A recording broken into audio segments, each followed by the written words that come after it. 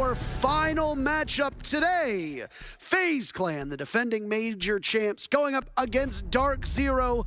And believe it or not, Canadian remains the only player in this event who is a world champion. After OXG got knocked out earlier, Space Station got knocked out before that, Ninjas in Pajamas got knocked out before that. Canadian is the sole person who has won a hammer that is remaining at this event, and that might only be for the next 2 hours. As a player. Why do you say as a player? No, he's the only one. Why do you say as a player? Because I'm not a player, but I'm a caster, and I've also won, invitationals. Yeah, you've won 2 of them. Yeah, back. You gotta say it now. You know what I'm about to say to you. Come on. Back to back. Back to back. Yeah, there it is. That's correct. And with that, we are back onto Clubhouse. It is a Thatcher, Hibana, Mira, and Valkyrie situation. Nothing quite out of the ordinary. The Hibana band really targets the basement defense because all those hatches that you want to open. And that also makes perfect sense as to why DarkZero will be heading to the basement first. With the Thatcher band, it's very common to see the Kaid being brought out, but Canadian 6 picks off the Kaid onto the smoke instead. This will likely be a roam strat because we see the Mossy, we see the Mute, we see the Vigil. So I'll be very surprised if DC are going to be sitting on side, and I'll be very, very happy to say if they were to roam with this lineup because it makes the most sense, right?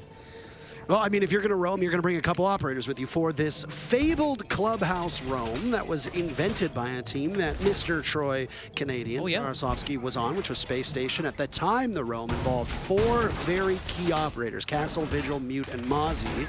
And then they would keep somebody on the bomb site, maybe a Smoke. Sometimes you'd see a Legion, Mira, if she was available. Mira, unavailable. Operator bans Thatcher and Hibana on attack. Valkyrie and Mira on defense, for those of you that were not paying attention during the operator ban phase. And even though this lineup might not be the same as what we've seen before, teams do like to roam with it. There's going to be a Banshee on the board, or 2 Banshees on the board, 3 Banshees on the board in the hands of Pambazoo and Malusi. You've got a Mozzie as well, and a Vigil to waste time too. Just like that, DZR mostly off-site. That's the great thing about Vigil is that when you activate Vigil's gadget, you get this invisibility towards drones, and it travels up 1 floor and down 1 floor, so you can really mess with the situation. And we see Eclipse actually not really going to bait out his location. He's going to be hiding instead inside of Strip Room. And that's a little bit of a different approach, but as you see there, the gadget came online, and now if FaZe have any drones nearby, have to guess sort of what direction that's going to be going in. We see FaZe now droning around Pambazoo instead of Stock, looking for a peek, can't find anything for his money. Stock hatch has been opened, that's a fallback that he can do. Get a drone or something. There's no support for Pambazoo, he is all alone. And Cyber looking to see if he can find the cross here. Pamba playing smart in the corner, understands that there is a risk if he peeks the door, and so he does. Gets the drone, falls back, that's exactly what he has to do. They've opened up these hatches as well because they want to roam off of them. This is one of the downsides of this roam strategy, is that usually you want to kill tons of time. We'll kill about 2 minutes or so on a basement execute for teams. Take 2 minutes off the clock before you can start getting the execute off. In this instance, you've killed 1 minute, and now Canadian is dead. Canadian was on the bomb site. That's your Smoke. Now Eclipse is being found out as well. DarkZero have lost a man, and another almost falls. Cyber being escorted in by a Rotero drone, and very quickly, FaZe want to hit this bomb site. This leaves a perilous position for the roamers playing above, and DZ will have to get those bodies back to the bomb site. Yeah, we see there, Pamba came all the way back to the side, he dropped that hatch, and I'm curious where Canadian died from. Must have been that kitchen hatch. Second aid comes out, the shield is gone, but Pambazoo stays alive. The Banshee is on the door. If FaZe walks through, DC will hear, they will know, they will see the animation from the gadget of the Malusi, the whoop-whoops, if you will, or the Banshees as they're called. The Cyber will stick his ground, stick the gun, but Souls finds 1 more for FaZe. And that was Eclipse who was damaged earlier on. Now Pambazoo is gone. FaZe in a 5v2 with a minute still left to go. Now it's Bullet to take some damage. Cameraman at the bottom of the stairs. Hyper pulls out a pistol. NJR on the re-entry to the bomb site gets a cameraman. The diffuser was being planted by Souls, but he's aborted it for now. Hyper gets peeked around the doorway. Cyber picks up both the first kill and then the last 2 as well. A 4K for Cyber as he makes his own success. FaZe take round number 1. Big opening for Cyber. Every time that we've cast in Parker, we've been talking about how Cyber has had a rough couple of games, right? Usually the first to fall, he plays the sledge commonly, and then like you lose the verticality if you're FaZe. This time around with the situation, he is on the Maverick, and he had a really good first round. 4 kills to his name, and DC fell really early. Of course, Canadian falling with that smoke, that really is the beginning of the end. If you're DarkZero, it's the player on the bomb site that falls first, and that forces all those roamers immediately back to the bomb site because it's emergency. Emergency. If you're pushing through dirt, if FaZe is gonna drop that kitchen hatch, you need to be able to respond and have enough bodies and enough guns to fight them, to challenge on even grounds. And that will be that. We're not going to go basement again. We are going up to gym instead. That is DC still on the defense, and they're going to be playing a couple of different operators. Namely, you got the Wamai and the Jaeger, so you can cover those shields. They have only one of those. That will be on the side of NGR on the Alibi. They got the Evil Eyes on Eclipse. That's going to help with information. And now we're seeing their beautiful faces on the player. There it is. Transition logo screen. Hooray! Oh, back in we go. We did it!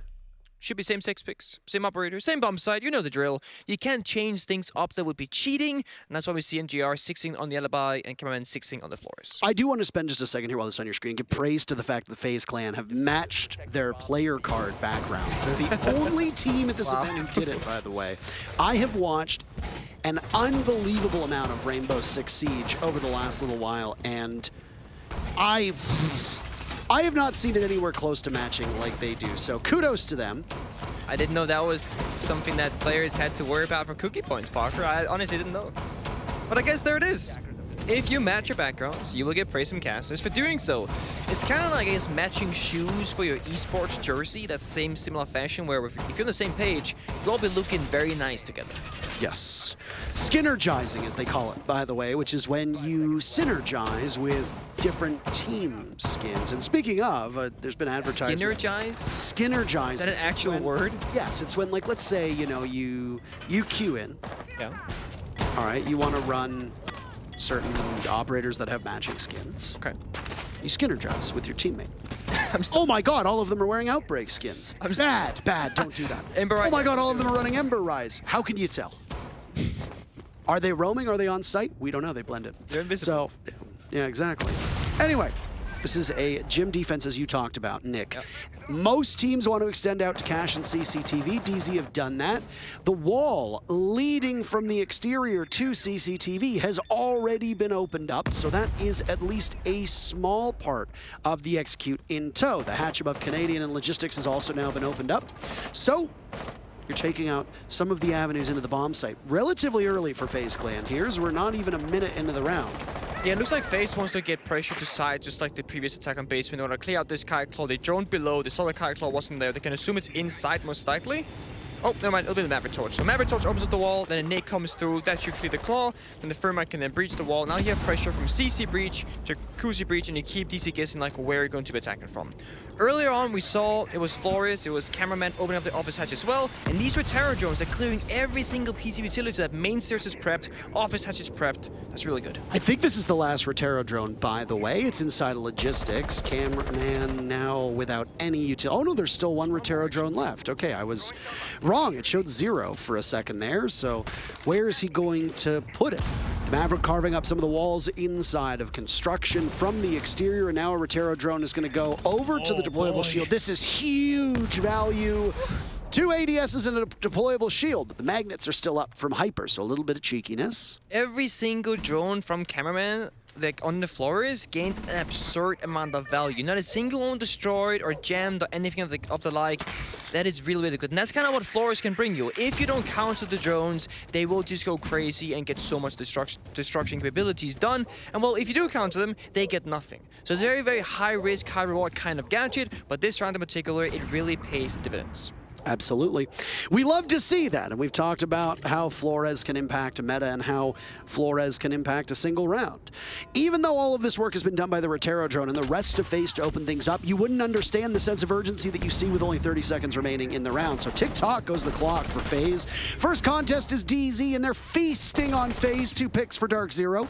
Nothing from FaZe Clan hitting its marks just yet. Cameraman taking some damage. Hyper on a flank. Bullet is inside a cache, but Hyper falls off. Bullet's just gonna sit there and wait. No diffuser in hand for FaZe. You gotta hurry, folks. Things are not going in your favor. Bullet picks up 2 kills, and all of a sudden it's a 2v2, but there's nowhere near enough time for them to get the diffuser, and Canadian will swat down the last player of FaZe. There was still one upright. but not in the action, and that's the round for DarkZero. That's that lack of urgency from FaZe. Had a good first round, a good middle of that round as well, but then they kind of stand still. Is the diffuser player jumping in construction window, gets taken out. Diffuser is now in Narnia, as we say, very far off anyone that can retrieve it, and there wasn't really any follow-up. And DC, they close out the round, even though it came down to that 2 versus 2. And we're gonna say, hey, back to church we go. So there will be no CC in play so far. This is quite common because the Maverick is open. It really renders that bomb site really vulnerable and quite weak. And Basement with Ibana being banned is on paper really good, even though the first time DC did lose that bomb site. I will give a lot of commendation to FaZe for how they were able to pivot. Even though it took them till the final 30 seconds for them to get on the board and start their execute, they picked off a couple players from DarkZero relatively fast. And honestly, if they had the diffuser and maybe 5 more seconds at their disposal, they could have potentially won that round. That's how close it was. A great start from DarkZero goes bad. They trade out. The advantage doesn't go in either direction, and FaZe can keep it close. And I know that we're going to talk about both of these teams an awful lot, so allow me to start off by talking about FaZe now with round number 3 underway. FaZe Clan are so lethal because of this. Because you can never count them out. Round after round, even if they trail in numbers, even if they look like they don't have a ton of utility, this team can beat you, and FaZe are so deadly for that reason, among many. And we saw the drone work from them, we saw the utility work, all of those were exemplary. Really good. But in terms of gun skill as well, this team is really almost a full package, and that's why they've been the favorite for so many people to win this whole event. Yeah, not just this event, but FaZe, like, historically across Siege the last many years, have always been a name that we've talked about at the international stage. They've always been a contender, and they might not have gone to that many grand finals in recent history, but they did win that Sweden major very recently indeed. And then, I mean, they were at a final previously in Brazil on home soil, and they didn't win necessarily, but making it to a grand finals in itself is an accomplishment, is an achievement. And FaZe, they are world champion-like players. They're a very strong team, they have really good fundamentals, and at this tournament in particular, it really has been Souls and Astro, in my eyes, that have been shining the most. Well, here we go. Another church execute 1 minute off of the clock, and it's a very different setup from DarkZero. They've gone with some of the most popular anchors that we know and see all the time. Maestro, Kaid, Smoke, even a Goyo, if you want to play him quite aggressively on the site. You know what we call this strategy? It's a turtle. You're turtling. You are turtling. You get your shield up, you get nice and comfy and cozy. DZ looking at their setup from the very first round and going, am I not turtly enough for the Turtle Club?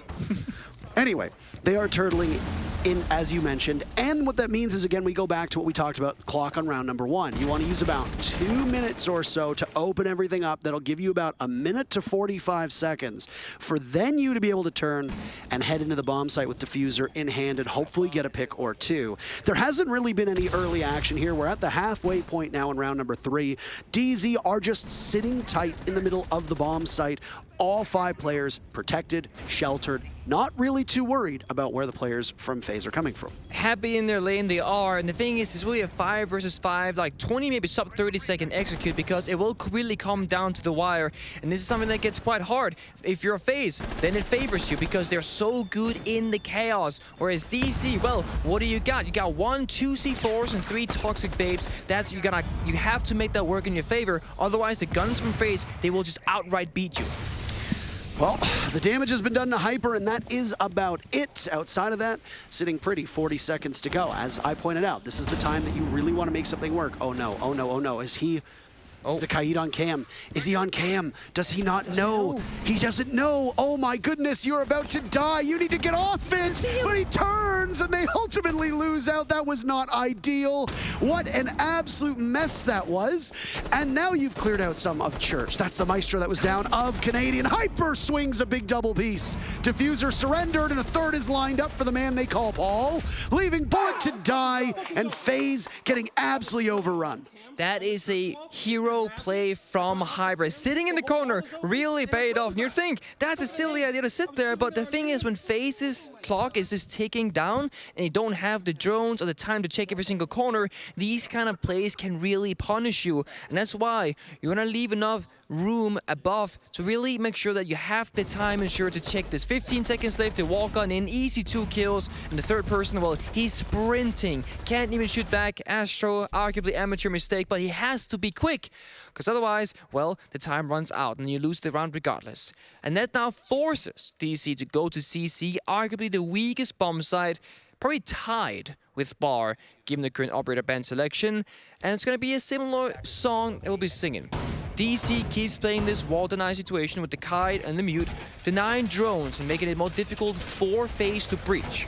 If there was no wall deny, you could simply just thermite the walls straight off the bat. But because you're bringing a mute and a kite, you have to drone out the utility or use your Maverick torch, and it slows you down if you are an attacker. And the time has been so important both of these first 3 rounds. So DC, they keep playing that same strategy. All right, well, you learn from your mistakes, right? That's hopefully the whole point of it. DarkZero on that very first round goes for the roam. North America roaming on Clubhouse has been studied to death so often. And as I said, it was popularized by Space Station. There was a period of time where we called it the SSG roam. And I'm sure a lot of the other teams that were just as good, if not potentially even better, or maybe even they were the innovators of it, but SSG was the first one to really popularize it. Might have been taking some umbrage with it. But other than that, DarkZero goes for it, doesn't work out. Like I said, it's been studied to death. They go with something a lot more familiar, as you said. Turtle strat works out. Yeah, and that's like the 2 different playstyles that you can have and do, and it's very nice when you see a team, they play a bomb site one way, and then, well, it didn't work out. You do a complete 180, different approach, and it makes it more difficult to pick it apart as an attacker, because if you're familiar with the setup and you've beaten it once, it's arguably even easier to beat it the second time around. And this is the first CC. Cameraman on the floor is now drone value from that Retero, but it gets jammed this time. No value will be had from that one in particular, but there are more to go. They make a very obvious sound as well, and another Retero drone will go in, but oh no, did that one get jammed too? We talked about value of these Retero drones, Nick, and now that's 2 Retero drones of the 4 available that have been caught by a mute jammer. I know it might seem silly that I'm so excited by something that is so very much unsexy, but I mean, it's exciting to see good utility work from the defenders. Their gadgets catching FaZe off guard. It is, and you see this double wall reinforcement to office wall itself that allows Hyper to play on this shield, on this jail wall, as I call it, into cash. But they're gonna stop Maverick and open a single construction wall instead, and that's gonna deny this position from Hyper. Has to fall off, can't contest, Nate comes out, should clear the shield and that last piece of utility. And that now means that FaZe are attacking both angles because CC wall is open, as we see on screen, and they're starting to work on that master side as well. So FaZe really spreading up thin. And that's a soft wall now on that construction panel outside. It can be taken up at any point by the attackers and blown wide open. There's still 1 Retero drone left. If they don't want to use any of Zophia's lifeline explosives, the Retero drone is perfect for creating a big enough window or big enough doorway for them to be able to get in. All the while this is happening, there is a roamer downstairs in Canadian, not necessarily known for his prowess as a killer, more as a leader, and that's okay, but what is he able to accomplish? Somebody from FaZe is going to be tasked with flank watch, or maybe not. We've seen teams expose that weakness many times, get a little bit too tunnel visioned on the bomb site, and get caught and tripped up by somebody coming back to the bomb. So, will Canadian be able to pull that off? FaZe now with only 30 seconds to go. They're in. Nice shot from Cyber onto NJR, and there's more to go. Hyper keeps his team intact. Down goes Canadian, as we talked about. Hyper, again, having an incredible round. Pambazoo now gone. Eclipse bleeding out more from Hyper. Jesus, you're kidding me, but he only gets 2 or 3 in the site. That's all she wrote.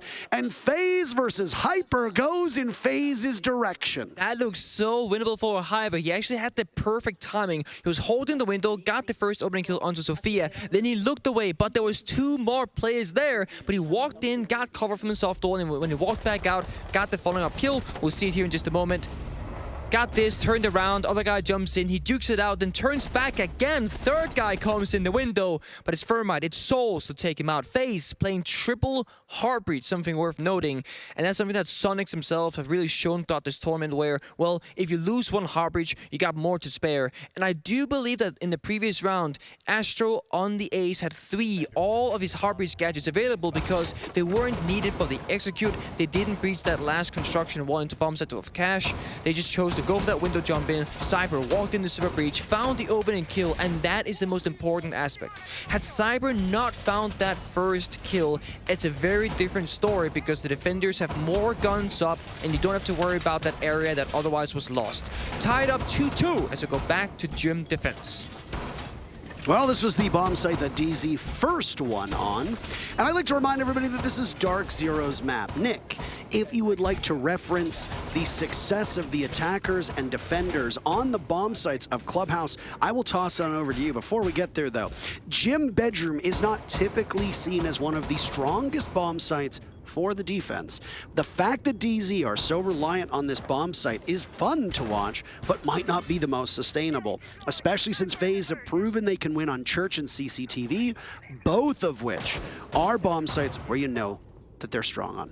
It is true, and with the Maverick Open especially, that kind of, and Ibana being banned, I mentioned it earlier, it kind of sways the numbers a bit because CC becomes a lot worse to defend, FaZe becomes a lot better to defend, and Gym is kind of neutral, as Gym usually is. It doesn't sway too much in favor based off the bans because it plays out the same regardless. Will be DC, will be Eclipse on the Maestro, NGR in sight with the Alibi. You get the 1.5x on this primary weapon, you get a shield and a secondary shotgun in the Bailiff. Pamasu with the impact grenades, is playing on Cash's side. The reason why that's important to note out is because those impact grenades can deny the wall breaches from the side of FaZe if you choose to. Same thing DC did the last time, Hyper playing the red stairs, Cyber on the roof with cameraman, droning out. Souls have now managed to breach the open wall on Jacuzzi. So same story for FaZe, they want to breach every single possible wall they can and keep DC on their toes, not knowing where the strike will come from. Well, there goes a drone to that Maestro cam, and now another start onto the wall inside of construction. Canadian playing off the spot in logistics that he was at before, that nook and cranny underneath the hatch. And if you see what the Kaid has in his back pocket, it's a nitro cell. Ooh. That's an express mail to the hatch, should somebody get a little bit too close from FaZe. But I will say this about FaZe. The Rotero drone were so significant in their previous execute onto this bomb site. I'm actually a bit surprised that they weren't bringing it again because I don't assess that as being the problem. Bullet is the problem in this round. Pambazoo gets the very first kill of the round, and all of a sudden... Oh, FaZe are going in. FaZe are without one. But look at this, they're just bursting into the bomb site. Out goes Canadian, the action happening off site. But FaZe looking to take control, and they'll do just that. Eclipse and NJR are the next two to go. Pambazoo and Hyper in their sights, and it's all on the shoulders of Hyper yet again. He's miles away, boxed out, and will have to swing and fight against the 4 players from FaZe, and a diffuser now as well. Maybe some stat padding for Hyper, but none of that's to be found. 2 in a row for FaZe. They take the lead, 3-2. It's really unfortunate when your DarkZero and your top gunner of Hyper is off the bomb site roaming when FaZe goes for a side rush. What happened off screen right before we snapped into action was that you had the Sophia on that master bedroom window, that's Bullet. He got shot down from silver window. And the moment that happened, 3 players from FaZe rushed into that Jacuzzi breach. 2 guys went to Gym, 1 went master hallway. They just capitalized and found so many picks trading off each other, almost not even losing anybody in the process. And you asked me earlier about the defender win rates, and it is actually a defender-sided Clubhouse across the board in 23 games played here at Invitationals. 54% in favor of the defense, with Church being the most defender-sided bomb set at 63% success rate.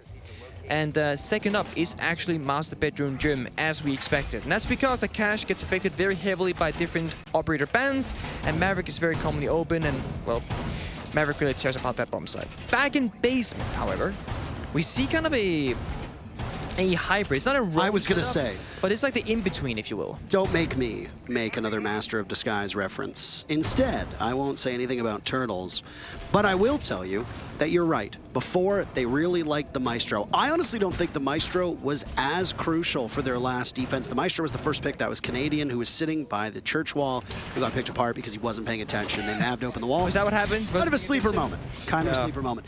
In the great words of Jesse Chick, esteemed analyst and current Canadian, okay, also former baby, he said about Super, maybe don't go AFK when a Rotero drone is coming. Maybe don't go AFK when there's 20 seconds in the round and you're sitting by a church wall, which is, you know, the primary target for a lot of teams. Just hit your heads. Just don't go AFK. That's the name of the game. Just do the right thing, really. It's not that difficult. I mean, we can all be professional players, right? You just gotta hit your shots. Well, I mean, you can't be a professional player. That's why you're washed plus L plus ratio. I'm not gonna race you back today, Parker. We'll take this fight another time, but NGR, he takes his fight, even though Cyber was on to jump in and engage. It's opening pick inside of favor of DarkZero, and I mean, Cyber, what are you doing, buddy? There's no one there to help you. In terms of opening picks now, this first half in the books, DZ get 3 of them. FaZe get 3 of them as well. But would you believe it that FaZe won 2 of the rounds they got the opening pick? So far for DZ, it's only 1, and that's a sneaky punch hole created by Bullet inside a garage. Pambazu gets caught with his pants down. A bad performance for somebody who is often tasked with getting a lot of kills. Pambazu, NJR, and Hyper are the 3 tips of the spear for DarkZero. Pambazu 1 and 5. That's nowhere near good enough for this team. You might see Cameraman bringing out the OSAP. Not something we commonly see on a basement attack, and I'm curious where she'll be playing around. It'll be main stairs right now, trying out its default cam. That's really nicely done. It's like the one thing you should always do. Destroy every single default camera in the building if possible, because denying information is really, really key to these attacking rounds. Astro, he's vibing, he's chilling, waiting. Red ping comes out, can't respond just yet because he wants the aim to swing him for information and not be the one to aggro. Cameraman has not been injured from a C4, but how are you kidding me? Shots! Oh my goodness, that is absolutely nasty. Cameraman dies in the gas just in front of him. It's Astro's turn to drop on down with souls inside a dirt tunnel as far apart from one another as is humanly possible. FaZe have a minute now to figure out the next steps of this attack. Maybe inside a kitchen. Is there a nitro cell with Astro's name on it? He'll open up the kitchen hatch, and now some of the floor will go with those breaches in hand. The ace holding onto those breaches means that the thermite is the one with the smokes. So you want to smoke off and go for a plant. Here's the thing about FaZe. Again, I would like to repeat, just because it's a 2v4 that favor DarkZero Diffuser does not mean anything. Diffuser is down. You're absolutely right. It's been surrendered inside of blue by Hyper. Astro drops. He gets gunned down by Canadian. Souls a potentially meaningless kill. Maybe, maybe not. A second one joins now as well, picking up that diffuser, creeping up through blue. They know his position. They know exactly where he is. Neither of these 2 players from DarkZero need to do anything, but instead there's a nitro cell from NJR. He takes matters into his own hands, and that's DZ to equalize, and the round count after the first half is 3 apiece. First, you saw DC play 2 different basement defenses, right? The first time was that heavy roam game, second time the turtle. This was like the in-between, a little bit of semi-roam, a little bit of a semi-turtle. But FaZe, looking at them, they also had a very different attack because they were extremely isolated. Bullet was on catwalk rafters on that punch hole. He got a kill, good for him. Cyber on the Maverick jumped in the blue window and just died to NGR alone, not good. Then you had Cameraman getting C4'd alone inside of kitchen before any vertical play or hard breach had been enabled. Also not good. So FaZe, they used to play very tight together in a 3-4-man formation, and on that very last attack, there were 5 individual players spread across the map, and DarkZero punished them by just simply winning their ones. That's the gunfight, by the way, in case you guys weren't aware. Winning your ones, winning the gunfight, the 50-50. Yeah, I got it. Maybe someone did. I understood what you were saying. Yeah, but you're not the only one here, Parker. We got 5. I mean, actually, we're sitting like in an... It's very empty. We're sitting in the middle of a convention center with absolutely nobody nearby. I feel like the teams are about the 50 meters away. Production is about 60 to 70 meters away. True. There's nobody in the vicinity. I can't see a single person. We are in a cavernous hall right now, just shouting into the abyss. So, very first defense for FaZe Clan, and they're going to roam very heavily. This is what DarkZero tried on their very first defense. Same bomb site for both the teams, too. DarkZero started on Church, down in that basement. Now FaZe is going to do the same thing. FaZe's roam setup, though, looking very similar.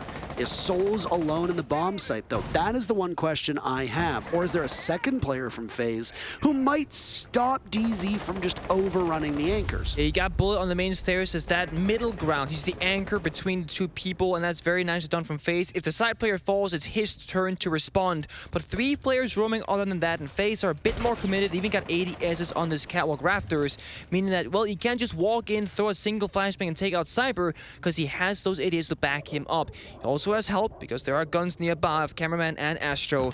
Now DC, here comes the challenge, here comes the test. Can you figure out how to get this player safely off the board without falling first? And it's Astro to distract. onto that lounge wall. The rat-a-tat-tat of the Jaeger's gun from above should have been heard by DarkZero, and now the flashes go in to try and eat the ADSs.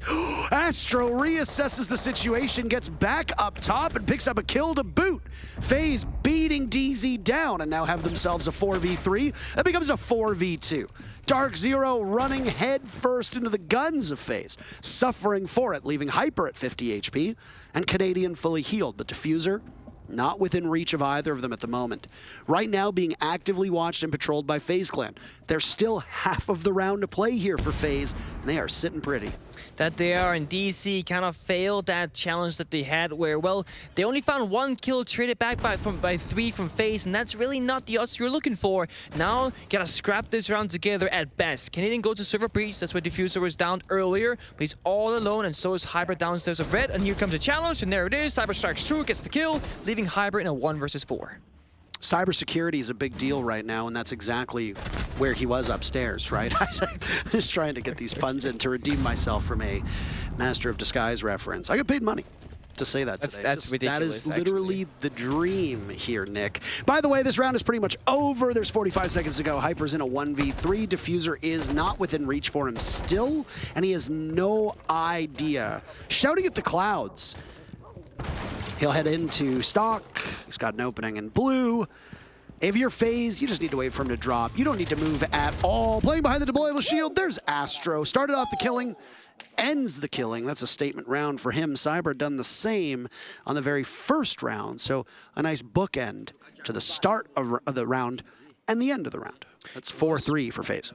It was really good basement roam. I actually loved the fact that Cyber brought the Jaeger with the ADSs to Catwalk, because if you think about it, if you're roaming with 3 players, odds are that either the roamers will fall or the roamers will succeed and therefore take out multiple, if not 1 of the attackers. So by investing the ADSs early on, you increase the odds of the roam aggression to work out, whereas let's say Cyber put all those ADSs on the bomb site instead. Well, if the roam falls apart and you lose 3 players to nothing, the 2 solo players on site are not going to have any fun and a very slim chance to win, so it makes really good sense to bring that with you out into the roam game and really define the round in that beginning. And that's why it's so important, if you're DarkZero or any attacking team for that matter, to really take your time with that roam clear, because if you can beat the roam, you've beaten the entire strategy. The bomb site will be a lot weaker and have very few players on the bomb site itself.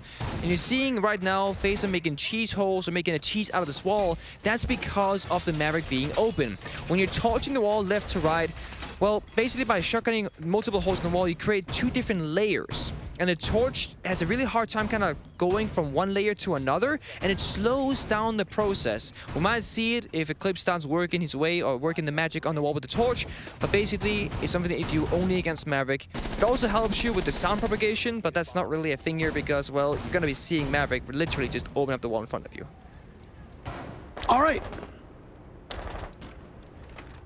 All right. You didn't know I was going to say next, did you? No, I was waiting patient. I was like, what's next? I was wondering how long you would wait. CCTV cache defense.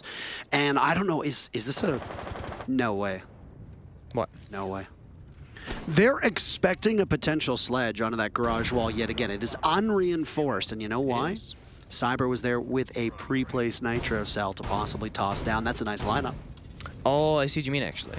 And mixed in with Master, actually. A little bit of different reinforcements. So what the idea here was, and follow me along, observers, was inside of construction, there was a nitro cell that would have gone down and been tossed to that panel the moment that DZ got baited into that. But DZ, wise to the parlor tricks of FaZe, and they decided not to do that. Interesting.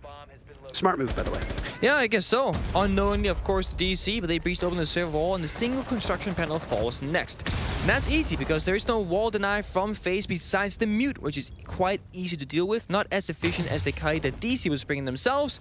Now the question comes, DC, what is the next step? Because you have 2 options here. The garage attack or the split take that FaZe did, but they're ready for it. But Hyper finds the opening pick. That's Astro off the board, then Melusi off the board.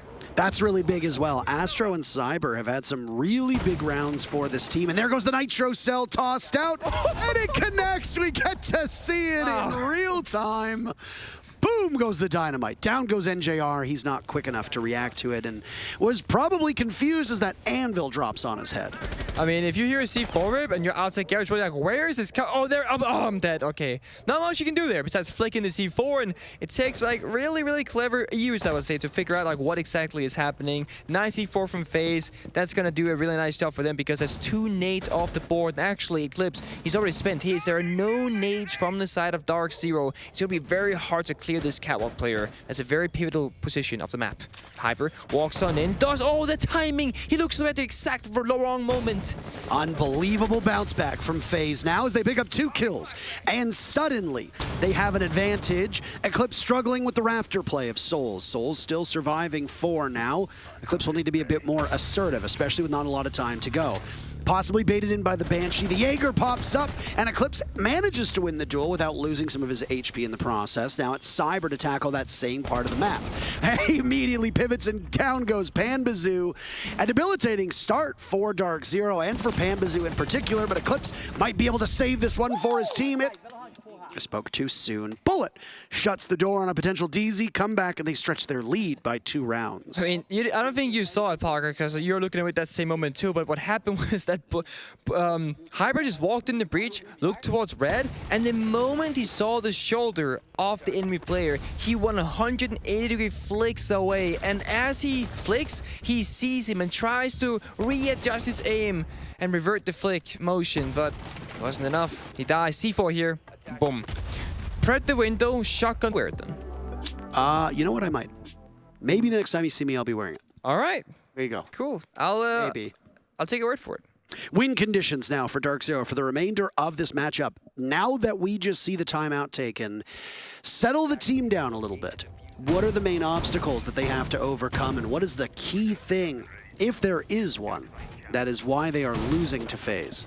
I mean, the last round was arguably just like very unlucky, right? I mean, the C4 from FaZe, that was 1 kill, that was NGR, nades off the board. And then the second thing is that once they lost the grenades, they recognized they could not clear that catwalk player. They walked in through that breach, and it was Hyper who just had really, really bad timing. And again, you die. That's the round. So if you're DarkZero, it might just be one of those momentum timeouts where you say, okay, FaZe, they've gotten the last 2 rounds, they're really gaining momentum. We're gonna stop them now, take a moment to talk about stuff. I think DC just needs to tighten up a little bit, right? And arguably, once Panbeck gets on the board, it gets a bit activated because he hasn't had the best game, especially on the defensive side. I think it's going to look a lot better. For the people at home who doesn't know, Pamba does play Thermite on Clubhouse for DC. We've seen that at the NL finals, saw it probably earlier at this event, not that we've cast them, but it might have happened. That is not something that's like, oh, Pamba went 1-5, so they put him on hard support. Ugh. No, he actually plays this role and this operator on Clubhouse specifically, at least with certain operator ban situations. So Pamba is always on that role. So let's clarify. All right, well. This is where I make you wait yet again. I can wait all day. FaZe Clan looking for A, match point, and B, a complete cycle upstairs on Jim and Master. NA teams, not exactly outside of TSM, not having the greatest success today. The Sonics putting in work against Empire and then getting 7-0'd on map number 3 in the second match of the day. Match number 3, you might have just watched it. OXG getting trounced by MIBR in just 2 maps. Now DarkZero on their own map, having some difficulties. FaZe Clan on defense, a favorable side, maybe not on this tertiary bomb site, the most helpful bomb site for the defenders, but still, with the way that FaZe has been playing, every single round seems like they can win it, and that alone must be mentally draining on this DZ team. So we just saw NGR in the bar. I think he's waiting for side information for a possible grenade vertically because, oh yeah, he's sitting on a cam, holding himself, and then he can respond once information comes through. And that also allows Hybrid now to do some verticality with that Sophia gadget. That's on that gym rotate to clear out vertically again if there's a player inside that gym. And we'll see later on, NGR's 2 grenades in his pocket. They can do some serious damage. It has been Eclipse who's used that 1 grenade. He has 1 more left as well because every single grenade operator, they have 2 each. And really quickly, those can stack up. And we've seen grenades at this event be so lethal. It was actually SSG. That was the most... There it is. Yellow pin comes out. Nade cook. Toss. Nothing. Well, got the ADS. I mean, I guess that's some value. An ADS defeated by a nade. Haha, who would have And you seen break the that floor, coming? so you can't really sit there anymore. You absolutely do. You know, a second nade just went off as well, and that will likely be called by Astro. It's the NA teams who have been the most proficient with nades underneath. There was a stat that came out a couple days ago on the broadcast that showed how these teams have played with nades in hands. And the NA teams, I think, were all in the top 8. All 5 NA teams, like the top 8 or something like that, which really is quite impressive and shows the lethality that comes from that secondary gadget. We've been doing a lot of talking because there hasn't been a lot of acting happening right now. Canadian swings onto the window. It's the other window by Construction. He gets taken down. First kill goes to FaZe. Answered back by Eclipse. Now it's Bullet up the stairs. He's got 1 in his sights. Hyper is down 2. It's Eclipse in a 1v4 yet again. He will have to clutch out a kill, but that's all he finds. FaZe, so dominant, so good, up 6-3. You're making it look easy, right? Because FaZe didn't do much that round. They're mostly sitting on the bomb side. They had one roamer on that Goyo who found that flank kill on the main stairs at the tail end of the round, but mostly FaZe are just waiting. They're looking, where is DarkZero attacking from? And then they say, well, if they go for the Jacuzzi Breach, we know exactly how to respond. It was Cyber jumping out Construction window, taking out the isolated player of Canadian on the gym window itself, and that really began the snowball effect, because now DarkZero, they've lost the window control. That means that every single player from DC has to come from Office Hatch, from Construction, or walk in from Jacuzzi Breach itself, and that's just so much easier to deal with once you can run around the bomb side when you're on the defense. And because Canadian died on that window, well, no one's holding them stuck. And that allowed FaZe to get a seemingly easy round victory. All right, well, last defense potentially that we see, last round potentially, as we just finished what could be the penultimate. Back down to Church. FaZe will go. And this has really been an impressive showing from FaZe yet again. There's a reason why some of these Brazilian teams coming into this event were widely seen as the favorites. I interviewed all 20 teams. All of them? Nicholas. All 20 teams. Wow. Nikolai. And you know what they said to me when I asked, who do you think the favorites are? I would argue that about half of the teams said FaZe Clan. NiP came up, Liquid came up, Team 1 even came up a couple times, BDS of course came up, but the fan favorite among all of these teams was FaZe Clan. And you know what I should have done? I really should have written down every single one that said it and then compiled it and said, here's what the teams think about. You actually should have done that. I should have done that. You know what, if I'd been thinking, if I'd rubbed my 2 brain cells together, that's what I should have done. But I believe, just anecdotally, from the, without any scientific method behind it, all of the interviews I did, it was FaZe Clan and walked away with it. This is why. You can never count them out of a round. Every single player is lethal. Heartbreaking, right? It's match point. You're down 3-6. You just had a really, really rough last 3 rounds because FaZe won the last 4. And now Eclipse, Maverick off the board. It is a basement defense. The Maverick is not widely required, but it is those 2 grenades. Of course, you lose the player, you lose the gun, and Eclipse himself, he is 5-7. He's been hitting shots, but also mostly left alone in those 1v4s, trying to get that plant down. FaZe are still committed to this full court press, by the way, but they can't hold blue anymore as there goes the hatch above them. They'll have to play a little bit safer into the bomb site. Losing your Maverick, as pointed out, means you only have 1 hard breacher left. You've only got 1 more exothermic charge. Where is that going to be applied? Sorry, there is actually Canadian on Ace. Didn't see him all the way down there at the bottom of your left hand.